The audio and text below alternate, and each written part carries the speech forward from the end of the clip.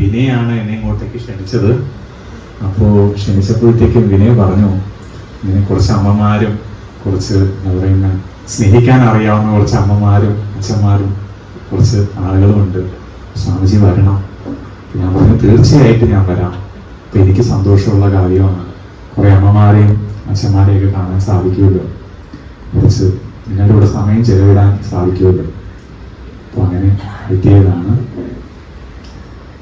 അപ്പോൾ കണ്ടതിൽ നിങ്ങളെ പരിചയപ്പെട്ടതിൽ എന്താ പറയുക വളരെയധികം സന്തോഷമുണ്ട്.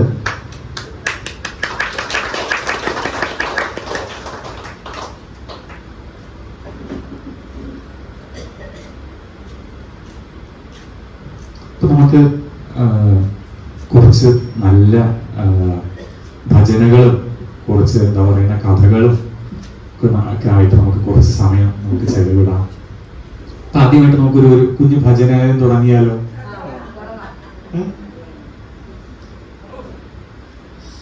ഓം നമ ശിവായ ശിവായ നമഃ.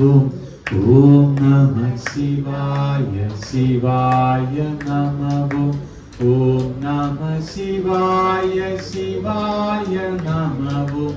ഓം നമ ശിവായ ശിവായ നമഃ. ഈശ്വരൻ നമ്മളിൽ നിന്ന് അന്യനല്ല, ഈശ്വരൻ നമ്മളിൽ നിന്ന് അന്യനല്ല എന്ന് നമ്മൾ അറിയും. അതേ ഈശ്വരനെ നമുക്ക് ചുറ്റും ഇരിക്കുന്ന ആളുകൾ നമുക്ക് കാണാൻ സാധിക്കും. അപ്പോൾ എപ്പോഴാണോ ഈശ്വരൻ എന്നിൽ നിന്ന് അന്യനല്ല, ഞാൻ ഈശ്വരന്റെ എന്താ പറയുക ഈശ്വരനിൽ നിന്നും വേർപെട്ടവനല്ല. അപ്പൊ എന്റെ മുമ്പിൽ ഇരിക്കുന്ന എല്ലാ ആളുകളും ഈശ്വരൻ തന്നെയാണ്. അപ്പൊ എന്റെ മുമ്പിലുള്ള ഈ പ്രപഞ്ചം അത് ഈശ്വരൻ തന്നെയാണ്. അപ്പൊ എന്റെ മുമ്പിൽ കാണുന്നതായ സൃഷ്ടി ലോകമെല്ലാം ആരാണ്? ഈശ്വരൻ തന്നെയാണ്. അപ്പൊ അങ്ങനെ ഒരു ദർശനം, അങ്ങനെ ഒരു അനുഭവം, ഇത് അറിവാണ്. ഇപ്പൊ ഞാൻ പറയുമ്പോൾ ഇത് അറിവാണ്, അപ്പൊ ഇത് അനുഭവമായിട്ടില്ല. എപ്പോഴാണോ ഇത് നമുക്ക് അനുഭവം ആകുന്നത്, അപ്പോഴാണ് ഞാൻ എന്താ പറയുക ആത്മാനുഭൂതി നേടി എന്ന് വേദങ്ങൾ പറയുന്നു, ശാസ്ത്രങ്ങൾ പറയുന്നു.